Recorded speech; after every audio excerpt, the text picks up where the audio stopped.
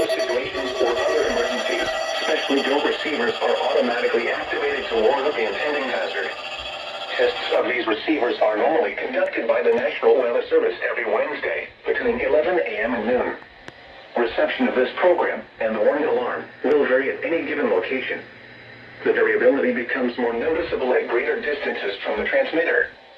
To provide the most consistent warning service possible, the warning alarm will be activated for warnings, selected watches, and other environmental emergencies affecting the following North Carolina counties: Alamance, Alexander, Allegheny, Anson, Bertie, Cabarrus, Caswell, Chatham, Davidson, Davie, Durham, Edgecombe, Forsyth, Franklin, Granville, Greene, Guilford, Halifax, Harnett, Hoke, Iredell, Johnson, Lee, Martin, Montgomery, Moore, Nash, Northampton, Orange, Person, Pitt, Randolph, Richmond, Rockingham, Rowan, Scotland, Stanley, Stokes, Surrey, Union, Vance, Wake, Warren, Wayne, Wilkes, Wilson, and Yadkin.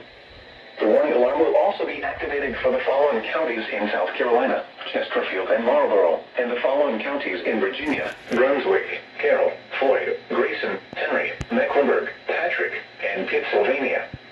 This includes the independent cities of Galax, Martinsville, and Danville. Repeating, the National Weather Service has just activated the public warning alarm tone in the test of the Weather Radio's warning alarm system.